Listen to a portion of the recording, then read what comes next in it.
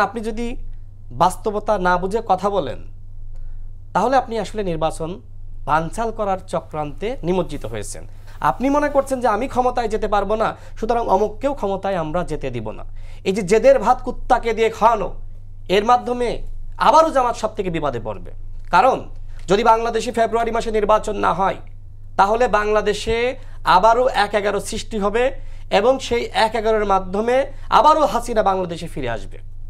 কিভাবে ফিরে আসবে বলেন? এবং ফিরে আসার পরে কি হবে?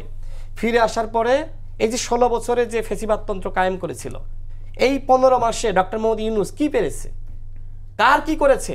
কয়জন আওয়ামী লীগের ডামি এমপিকে গ্রেপ্তার করেছে? সচিবালয়ের সচিবদের কয়জনকে চাকরিচ্যুত করেছে? ১৪ সাল, ১৮ সাল, ২৪ সালের ওই সকল মাফিয়া, ডিসি, এসপি, ওসি ওদের কয়জনকে পানিশমেন্ট দিয়েছে? যদি ফেব্রুয়ারি মাসে নির্বাচনটা না হয় তাহলে আরেকটি নতুন ১/১১ হবে।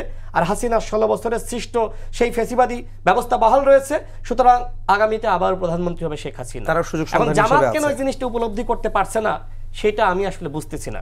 দেখেন, ভাই বললেন যে এনসিপি না, এনসিপি না, শুধুমাত্র একমাত্র জামাত। আমি মিটিংয়ে তো ছিলাম, রেকর্ড আছে।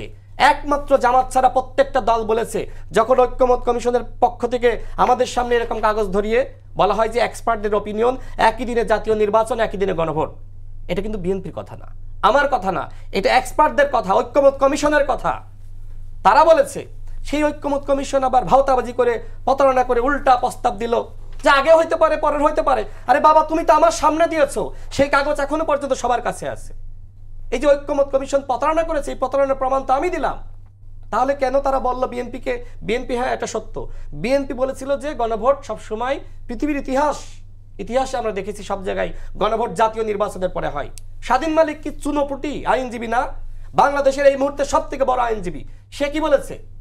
পৃথিবীতে যেখানে গণভোট হয়েছে জাতীয় নির্বাচনের পরে হয়েছে। কোনো যুক্তি নাই, ব্যাখ্যা নাই, আগে হইতে হবে, আগে হইতে। What is this?